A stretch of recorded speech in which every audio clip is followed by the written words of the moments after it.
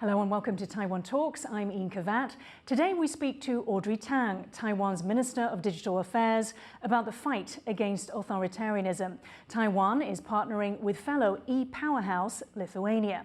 And in the second half of our show, we take a look at how disinformation deliberately and covertly spread is obscuring the truth and harming democracy. My special guest today is Audrey Tang, MODA, Ministry of Digital Affairs Minister, former Minister without portfolio and former hacker. Minister Tang, a warm welcome to the show. Still a hacktivist. Okay. But first, every year on January 13th, Lithuanians light candles at home and gather around bonfires near the Vilnius TV tower and on Independence Square near the Parliament building. On this day, 32 years ago, 14 civilians died trying to defend Lithuania's independence from the Soviet Union. Known as Defenders of Freedom, thousands formed human barricades around Lithuanian state institutions while they were attacked by Soviet tanks. That was footage from 1991 when Mikhail Gorbachev sent Soviet troops to take over Lithuania's state broadcaster at Vilnius TV tower. It was only 10 months following the country's declaration of independence from the Soviet Union, the first ex-Soviet state to do so. Minister Tang, so this was your first overseas trip as minister of your new ministry. You attended the country's Day of Defenders of Freedom, which of course has incredible significance for Lithuanians. Can you tell me how it resonated for you as a Taiwanese? Yeah, definitely. So just like us, they were facing overwhelming odds at the time.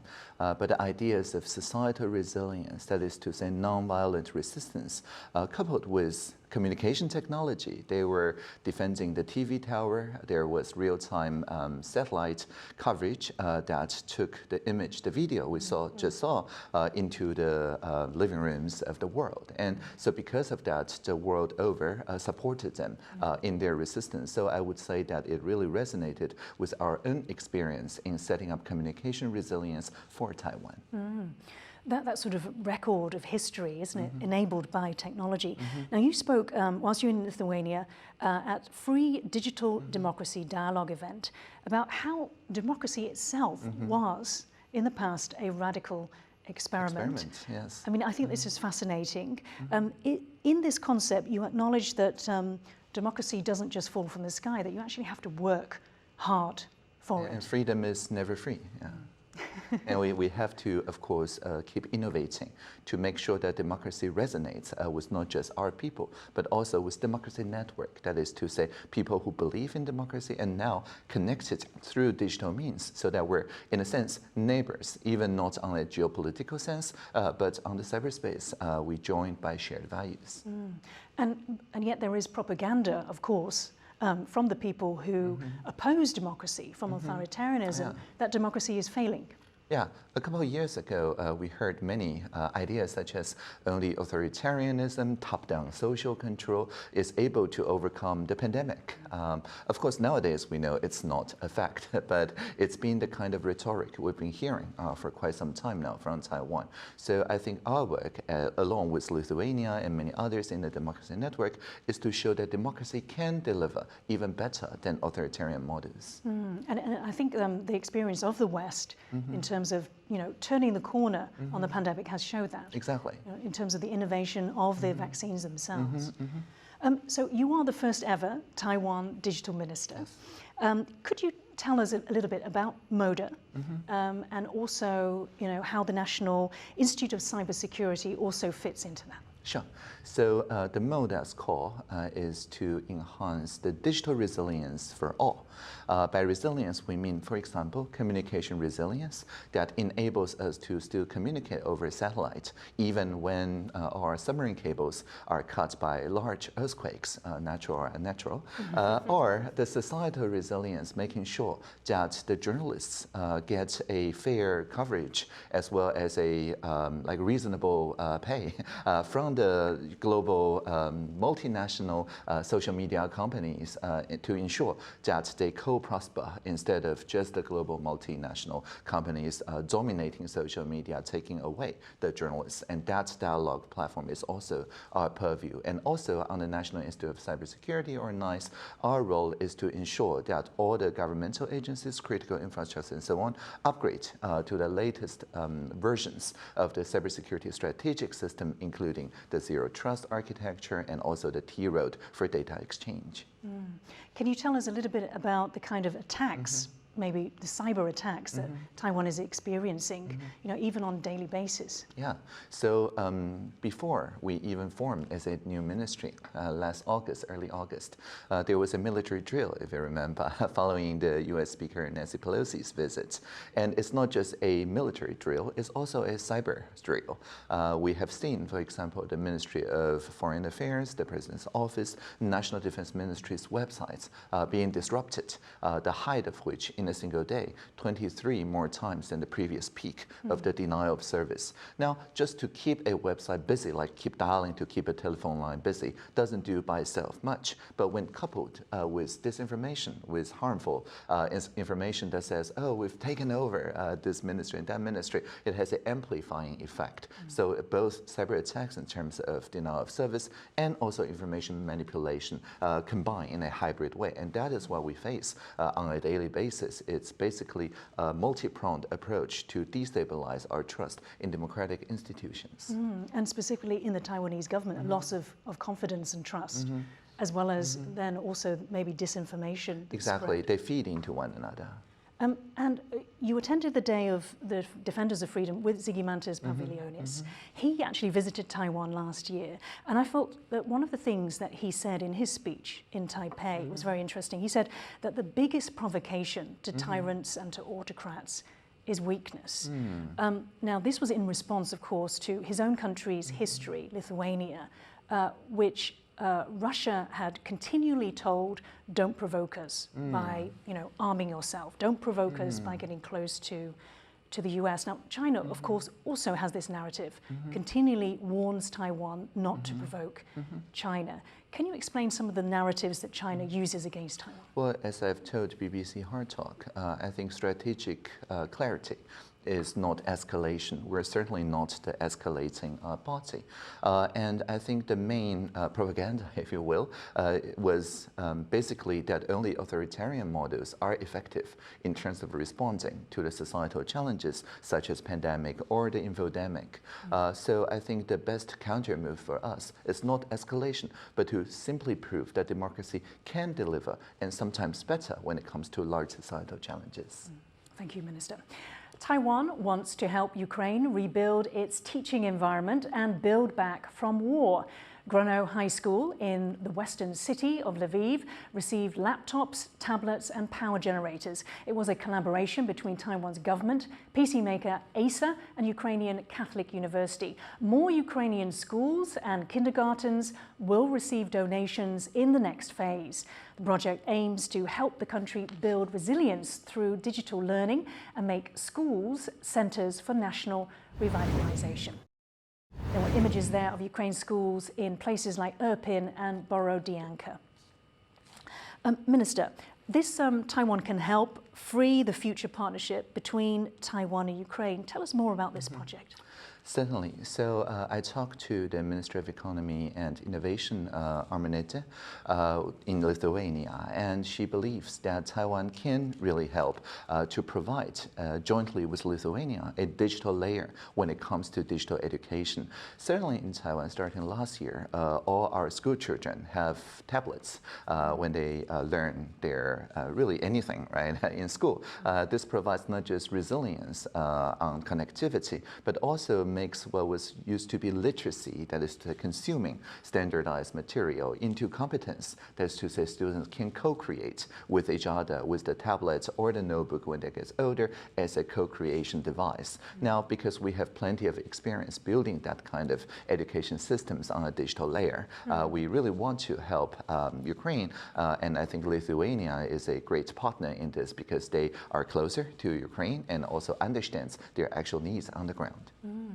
Can you tell us more about you know, how this can also be sort of the national revitalization, you know, the children, the next generation.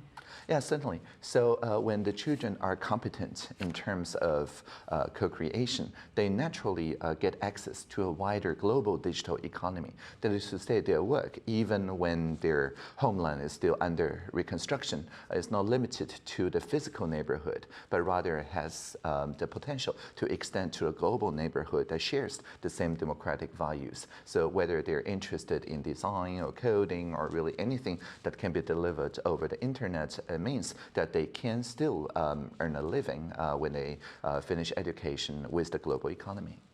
Now, back to Lithuania. The Baltic country and Taiwan are expected to sign an agreement to develop chip technology and bolster Lithuania's semiconductor industry. The project between Lithuania's Teltonika IoT Group and Taiwan's Industrial Technology Research Institute could see the co-founding of a new chip fab. It's part of a deal announced in November 2022 and a Taiwanese investment in Lithuania's chip industry worth $10 million. Taiwan's government says its aims are to strengthen the resilience of the democratic supply chain in the face of coercion by autocracies. Earlier this year, Taiwan launched a $200 million equity investment fund and a $1 billion loan facility for Lithuania and other Central and Eastern European countries. Minister, now whilst we are not going to focus on the chips, that, you know, wanting to build the democratic supply chain, that is something that you also... That's sharing know-how, right? The ITRI was and still is the incubator of much of Taiwan's semiconductor supply chain. And sharing this know-how, I think, is very important as we are sharing our like cyber resilience know-hows and so on with Lithuania. Let's talk about the satellite technology. Okay, sure.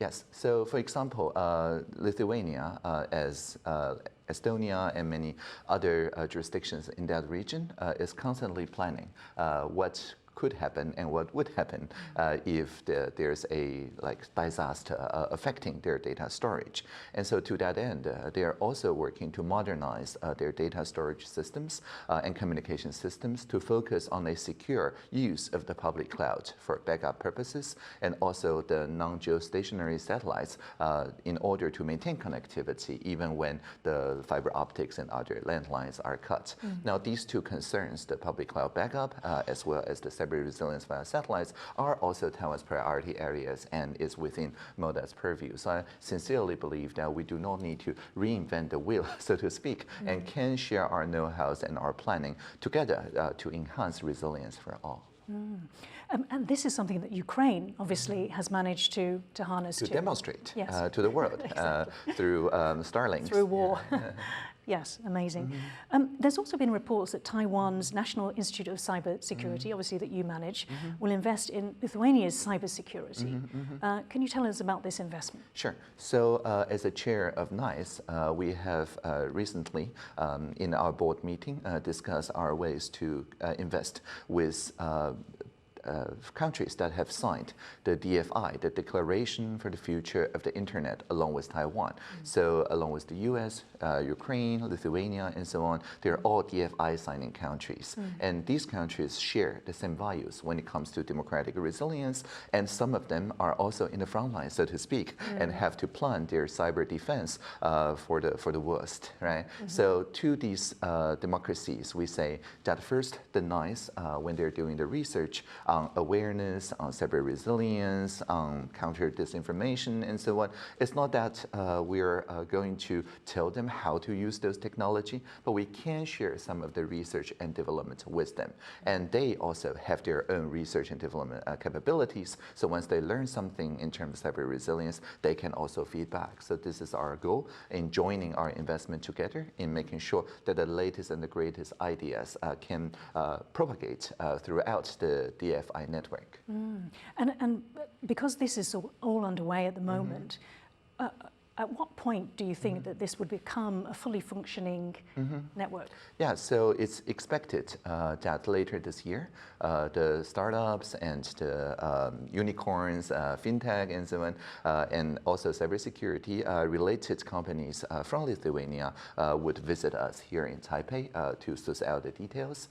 And also we're looking forward to more MOUs signed, maybe on paper, maybe electronically, between our ministry or NICE or the Democracy Network with our Lithuanian counterparts. So more news in a couple months. And I also understand that you are the first Lithuanian e-resident. No, I'm the first minister to be a Lithuanian e-resident. I'm told there's several Taiwanese that was already curious enough to be a Lithuanian e-resident, and they're really like our citizens' digital certificate, which we also issue to residents from abroad. But I think the e-residency idea really transcends borders, and it allows us to, well, in addition of signing MOUs electronically, also potentially opening bank accounts, starting companies, and so on, drastically lowering the transaction costs when it comes to doing business between Taiwan and Lithuania. And which services do you think you will make use of? Well, maybe not starting a company because I'm still a public servant, but certainly signing documents because previously we have in Taiwan pretty good electronic signing capabilities. All my official documents and so on could be electronically signed. And in Lithuania too, their tax filing for personal tax, just like Taiwan, also just take a couple minutes.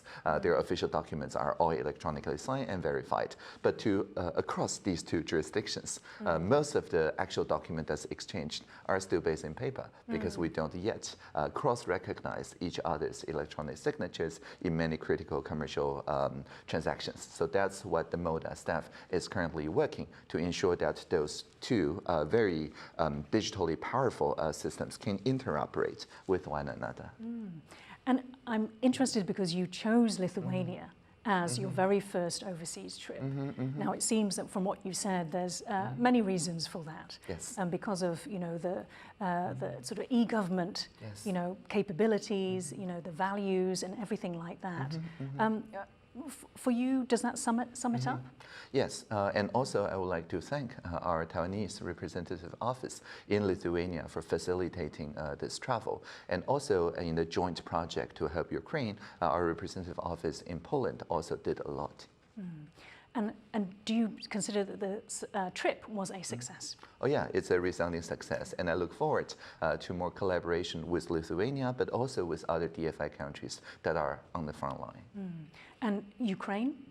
Yes, they're literally in the front line. Right. So in terms of school reconstruction, in terms of digital layers and so on, truly the sky is the limit. And now that we have our delegate, my colleague, physically in Ukraine, we can open more doors. And as I said, I think we stand together in our common struggle against autocracy. Minister Tang, thank you so much for joining Taiwan Talks today. Thank you. Now we turn to the second part of our show, which focuses on disinformation. But first, let's talk about democracy. Taiwan's next presidential elections are set to take place in January 2024, when current President Tsai Ing-wen will step down after serving 2 terms. But Taiwan's democracy is young. 30 years ago, the country held its very first direct democratic election. The Taiwanese people voted for the first time ever to place Lee Teng-hui, their president, into office. Looking across the strait in authoritarian China, Beijing practices what it calls whole process people's democracy. But there are no direct elections by the Chinese people using individual ballots or votes. In fact, members of the Chinese Communist Party, the only political party allowed in China, are elected as government officials by other officials and Communist Party members. Joining us to discuss how disinformation obscures the truth and harms democracy, I'm pleased to introduce Professor Yachi Chiang, President of Taiwan Law and Technology Association at National Taiwan Ocean University's Governance Center, and Harper Kerr, a digital intelligence analyst at Puvier Strategic Research Center and former digital intelligence analyst at Doublethink Lab. Professor Harper, very warm welcome to the show today. Now, China wants to take control of Taiwan, despite Taiwan being self-ruled and fulfilling the definition of a country under the Montevideo Convention of International Law. Beijing has not renounced the use of force, but its preference is to use peaceful means to achieve its annexation. This means that coercion, propaganda, and disinformation are among the tools China is using against Taiwan. Harper, if I could come to you first. So as we mentioned there, Taiwan's presidential election is coming up in 12 months and the president will step down. So what sort of opportunity does this give China in terms of disinformation, given that Tsai Ing-wen and her party do not agree that China and Taiwan belong to each other, that they are one, and this differs from the opposition Kuomintang? Okay, first of all, the question is about the between the core threat is the Great China's identity, and we see it out in the Taiwanese society. But there is a strong polarization between the others and each target audience group. For example, the age, race, gender, something like that. And that's a problem for our society to discuss some conflict or contradictions to raise the policy statement. And the other one is opportunity for the CCP or the PRC that trying to address some domestic problems in your country or in the society, and like praying the opposition party to make the democratic the society to have some think about the democracy is a failure and make the people to were afraid that someone the foreign intervened to make our country to be so dangerous, especially someone will arrest the war. So you're saying that the CCP are, like you said, effectively acting as another opposition party in providing narratives and influencing people against the Democratic Progressive Party, which is in power at the moment. And how do you see that ramping up as we go towards 2024? I think they are so elegantly to trying to play the opposition party, because as the analysis, we are trying to identify who are some narratives or conspiracy theories, who produce this content, and what the other actors trying to disseminate to manipulate our target audience cognitions. So if someone, for example, the Taiwanese media or reporter or correspondent, even the political commentators or content funds, they produce some negative narrative with the local language in Taiwanese society, that will be more persuasive to make the Taiwanese people to think, yes, our government and our government is disappointing, and much more like the Taiwan is weaker and China's more powerful, or even the United States is untrusted to make them to more persuasive. So they were trying to hijack someone to generate content and to transform it with to echo their propaganda narrative, which is beneficial to the CCP or the PRC. I see. Professor Chiang, so Harper mentioned there that it's kind of like a co-option of the local population to amplify and spread the propaganda of the CCP. If we could just go back briefly to the 2020 presidential election, just to see, the kinds of things that the CCP was doing then, and if you can, reflect then on what you think might happen in 2024, given that this is the second term Tsai Ing-wen must step down, there is a chance that the KMT could get into power. Well, as we know that according to research done by the Swedish Research Institute, and Taiwan has been marked as the world's most hit country in terms of the disinformation campaign in the world, like for consecutive 9 years. And because I happen to be invited to take part in the research project, so I would like to explain first that how they come up with this conclusion. Actually, the research project is designed to evaluate the democratic development of all the countries in the world by a set of questionnaires from inviting different experts from different countries to answer questionnaires in different categories. So basically, that's a result done by the selected experts at their discretion. But I think the result is very meaningful because it's very difficult to give a quantitative result in terms of the impact of the disinformation. By comparison, what sort of questions, if you don't mind, do they ask in order to get this sort of qualitative assessment? Well, they ask the expert to give a score to the given questions. So basically, the experts, they can answer the questions at their discretion. So in terms of the cyber attacks, we have a number. Like in 2021, the Taiwanese government say Taiwan faced up to 5 million cyber attacks a day, and there's another 10% increase in 2021. But in terms of the disinformation, it's hard to quantify how many disinformation narratives reach their target audience and how powerful they are to sway the election or to influence the public opinions.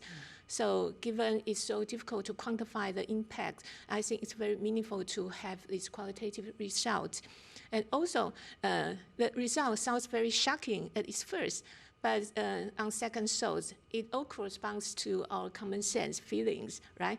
Because we see that China is sending its warplanes to fly around Taiwan every now and then. And Taiwan shares the same language as China. And also, considering the ubiquity of the digital access in Taiwan, there's more than 90% of population have access to the internet in Taiwan. And many people have more than two screens connected to the internet all day. So that is all the reasons above provide a very fertile ground for the disinformation campaign. And Professor Jiang, do you believe that, the fact that Taiwan is a young democracy, does it make it more or less vulnerable? Well, disinformation as a concept sounds novel, but it's nothing new. But it always has been existed in the human being's history. I mean, the people use it to fight against enemies all the time. But what's new today is the channels that we use to social media. Yeah, the social media, the internet. The internet allows everyone to be a publisher. So whether you are in a small town in the southern Taiwan or in a far west province in China, I mean, as long as you have access to the internet, you can publish the content, you can publish the false narrative on the social media.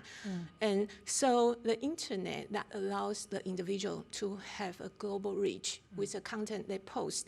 And the social media can amplify the extreme content. Even sometimes they encourage the false narratives. We actually hear a saying that the wrong story travels faster than the accurate ones.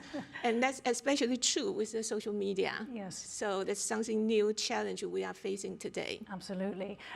Harper, the professor there touched on, the kind of, the fact that channels have evolved, maybe tactics have also evolved. We a few years ago, maybe 10 years ago, 5 years ago, in Taiwan had something called, or still have, the red media, which is essentially the media, the TVs, the newspapers that are essentially Chinese owned. Yeah, I think this is a problem to constitute the information, the ecosystem within the society.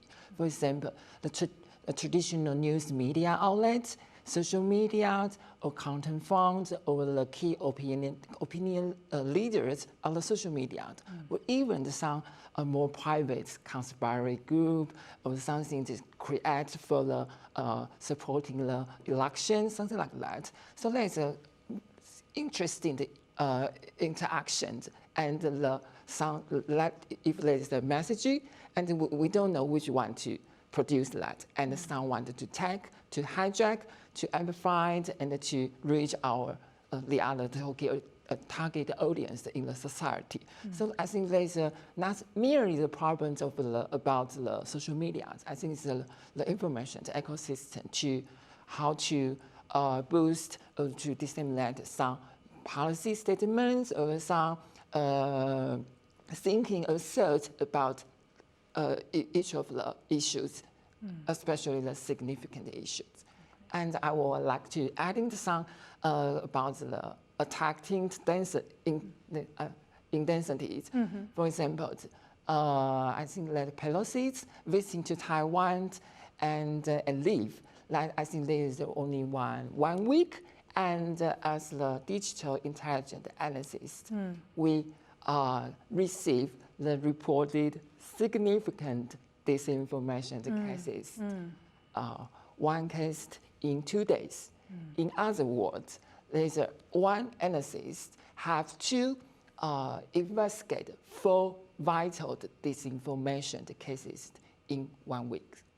So that's the intensive is so extremely to various from the CCPs or outside of the Taiwanese society. Okay, Professor Chiang, let's talk about a social media app that is very popular in Taiwan, TikTok and Line. And we know that, I know, Harper, you said that it's not really about the social media, but I did want to come back to that because in terms of the numbers of views, that we get on social media, it is millions, right? So this then, as a professor had mentioned, makes these people who publish this information, in a sense, there is power there, right? Yeah, as you mentioned, that the penetration rate of social media is very high in Taiwan. And also, the Harper mentioned that there's a huge wave of disinformation online during Pelosi's visit to Taiwan. And basically... what sort of were the narratives, I mean, both of you, about Pelosi? What were the Chinese trying to say? Well, I found they could be categorized into 3 types, basically insulting Pelosi and belittling Taiwan and showing off China's military powers. So you will see the fabricated stories emerge on one social media, and if they were reported, then they will be re-emerged on other social media platforms. That's the problem. That's the challenge we are facing in facing this disinformation online, because they could produce the content with very little cost. So they could travel across all the different social media platforms, and once you report one of them, and there's another emerged on other social media platforms. Apart from the fabricated photos or fabricated items, there were also fabricated commentaries. So it's a huge wave of disinformation attacks online. So you see that the social media platforms, they have the characteristics to allow the users to have a global reach. And then they could encourage the extreme and false content because of the design of the algorithms. We know that there's an echo chamber effect, very prominent on the social media, and the algorithm would guess what users would like to see, and they will promote the similar content to the user. So once you stay a long time on the social media, the way you produce and the way you consume the information is actually totally changed by the social media we use today. Very, very interesting. Harper, so, Professor mentioned there echo chambers, the algorithms basically shaping the content to what you essentially believe and what you want to hear. How difficult is it for people to know between real and fake? In the past times, we found or identified and even confirmed that the CCPs or the actors outside of the Taiwanese society that produce, disseminate, amplify that one group. And they are so smart because they know the analysts will try backtrack to identify, to catch who do this. So they are trying to reduce their risk. Their footprint. Yeah, right. Their fingerprints. Yeah. So they are trying to distribute of the work to different, maybe 3 or 4 groups. And we can see there's so that's one. So this one is the more complicated and decentralized their online behavior pattern. Right. So across the world, across the globe? Yeah. So across many social media, such as the Facebook, Twitter, TikTok, or more in Taiwan, like called PPP, and something like that. So they make all of the work to fragment and to decentralize, to coordinate with the inauthentic account and trying to raise their bone. And the high modes will irritate the algorithm to make it to be more exposure to different target audience. So people will know, wow, that is trending. I have to know about that. But it's hard for them to distinguish the true disinformation because the powerful disinformation, the narrative, like the partial facts combined with some false or fabricated content to make you to believe something they want you to believe. There was something in your research which I found fascinating, was that you talked about, the use of essentially the whole of Southeast Asia, so that, Chinese living in those countries would become part of that network that produces the false content. Can you tell us a little bit more about that research? Yeah, we have done some research about the infodemic disinformation, not merely in Taiwan, but also in the Southeast Asia. And we found that research pathway because we spot some, like so crazy conspiracy theories about the vaccines or some virus source in Taiwan, but the content was supported by the expert, but the expert didn't say that the actor trying to put them to be the subjective. That's what like trying to make the content to be more too persuasive to the target audience. So false experts, actors, you say, acting, putting on videos on TikTok and things like that. Yes. In the simplified Chinese, and someone that disseminated in Taiwan society, someone will translate it into traditional Chinese. Yes. And they are so. And can you tell by the fact that maybe the traditional Chinese reads or sounds a little bit strange, or are they more sophisticated than that? I think there's some versions problem because the draft is rough. It's easy for Taiwanese people to distinguish that, this is from the mainland China. But someone was trying to replenish, modify, and to more near to the context in the Taiwan society. But there is interesting the target audience that we found that immigrant workers in Taiwan, especially from Southeast Asia, they may know the Mandarin Chinese and their country's language. So they were so afraid about how to protect Earth. So they were translated in the Southeast Asia language. And spread it to their network of friends. Yeah, yes, right. So that's the different versions. So it spreads like wildfire in different languages, in all the different Southeast Asian. Yes, and Taiwan is the transfer station. Okay, for all of these. Do you think social media content should be regulated to protect against disinformation? Leave your thoughts in the comments section on YouTube. Now, our political editor Rath Wang spoke to Kich Liao of the Atlantic Council to find out the ways he thinks Taiwan can strengthen the nation against China's cognitive warfare. He mentioned Singapore, which leads on from our conversation about Southeast Asia. Let's take a look.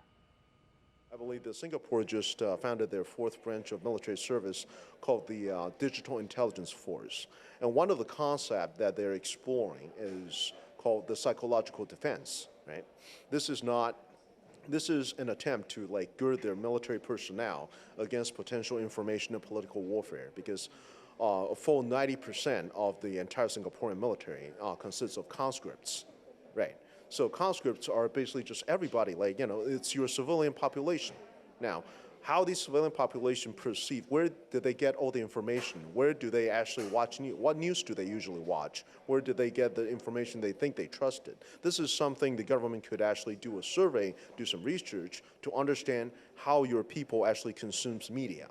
Now, so when the time comes, when you actually have to, for example, get the right information out, and you can actually have the correct venue to actually get this out, as well as researching, for example, if I trace down this particular path and understand this particular information, this particular amplification, comes from enemy territory, comes from my adversary, which segment of your population is most affected, right? These are all like lessons Taiwan could take a look at and potentially integrate it into our current approach against information and political warfare. Professor Chiang, so given the sophistication of how social media works, how can democracies counter, this disinformation activities by illiberal countries? Well, disinformation campaign always considered as a very important part of the modern warfare, right? Because it's part of the cognitive warfare, and to be able to defend, we need to be psychologically prepared. There's a very famous saying in The Art of War by Sun Tzu, says the ultimate art of war is to subdue your enemies without fighting. And certainly the disinformation campaign is one way to achieve it, right? Yeah. So the problem with the social media platform is not only because they provide the digital access to the individuals, they are very many characteristics that will promote or encourage the disinformation circulated online. We just mentioned about the echo chamber effects that would double confirm the biases of the users online. And also the social media accounts link to a lot of personal information to the individual users. There's a term in the marketing terminology which means KYC, know your customer. If you know better about your customer, you will know better what to sell, how to sell.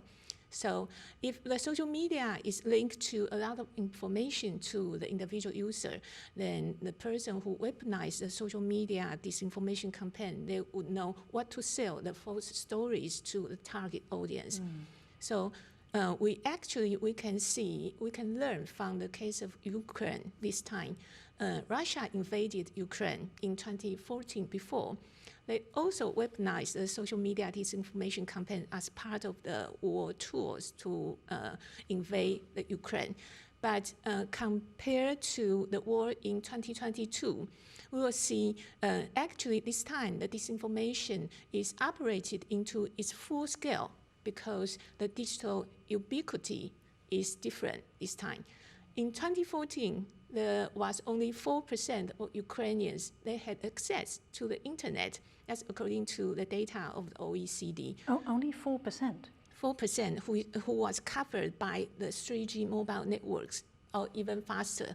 You need fast internet connections to download the content. That seems quite low. Yeah, very low. But in 2022, it's now already about nearly 90%. Right. That is covered by the 3G mobile networks, or even faster. You need fast internet connections to download the content. Right. To see so they're more vulnerable. You're saying that they're more vulnerable this time around. They are more susceptible to the social media attacks this time. Yeah. So as I mentioned, the social media provides a fertile ground to allow the disinformation campaign to work on its full level. So can you tell us about this cognitive warfare? So we understand what disinformation is. It's the deliberate spreading of false information. Yeah. With cognitive warfare, what is the explanation of what this is? I can only say that from the common sense, because as I mentioned, the ultimate art of war is to fight your enemy without really fighting, so that you can let your enemy lose without little cost. So to weaponize the disinformation on the social media, that is, you can do this. You can achieve the purpose with very little cost. Okay. Right? So that is part of the cognitive warfare that's very frequently mentioned in modern society. Harper, can you tell us about the different ways that Taiwan is fighting back against this disinformation, about the cognitive warfare? I mean, Professor mentioned how much information the people who are the CCP essentially spreading this information needs to know information about the people that they're spreading to. How does Taiwan fight back against this? Okay. Before I answer this question, I will do some reflections about what's the information warfare, or even sometimes we'll call it influence operations. So what's their goal and their strategies? We found that there are three three stages. Stage one, they are trying to make your government to destroy your credibility and destroy your leadership. That will make you feel that our government is so disappointed. That's the stage one. Okay. And the tactic or the attacking technique, that's the weaponize the social media. That's one of the way to do that. And the second stage, that's we're trying to attack or trying to do some manipulate to insulting or to leak some secret document for destroying your foreign relations, especially your defensive allies, because your ally will be they will be afraid that if I share something secret to you, what if you cannot control and to keep it secret and leak to the public? That will be a problem. So Taiwan will be the allies will be to find a way from Taiwan. And so let me summarize. So you said one of the very first goals is to basically sow doubt about the government, so that it loses credibility, loses trust from its own people. And then it's very interesting what you said about the foreign relations. So in a sense, the CCP then wants to isolate Taiwan. Yes, exactly. To cut it off from any outside help. Okay. And the final stage, they are trying to break some or to create some small-scale conflict, especially the military, the drones trying to cross your borders, and they are trying to collect what the Taiwanese government or Taiwanese Defense Department their response. If they try to do nothing, and like yes for me to do more about to harass the youth, and they were trying to accumulate and to force the Taiwanese government to do some fighting against, and they will collect. Oh, you are trying to attacking me, so I have to announce the word to you. So like a false flag attack. Yeah. Right. Okay. Professor Chiang, our final question today. One of the ways that Taiwan's government did try to, I guess, fight back against this disinformation is this rather controversial proposed bill, which would regulate, I guess, fake news. Yeah. And however, that didn't even get to the vote. Yeah. Yes. What were the concerns about it? Well, it's very challenging now for all the democratic society to fight against the disinformation. As it's very tempting to seek for blocking the internet access or censoring the content on the internet. But since the freedom of speech is one of the most cherished values among the democracies, so it's not possible, it's very unlikely for a democratic society to adopt that kind of mechanisms as an authoritarian regime too. So I think Taiwan introduced a bill. One of the purposes is to harness the disinformation online by establishing the mechanisms. For example, the administrative authorities, they can file a lawsuit in the court and claim a piece of disinformation, and they can ask the court to decide whether it's a disinformation piece. And if it's decided, and they can ask the content platforms to remove or delete the content.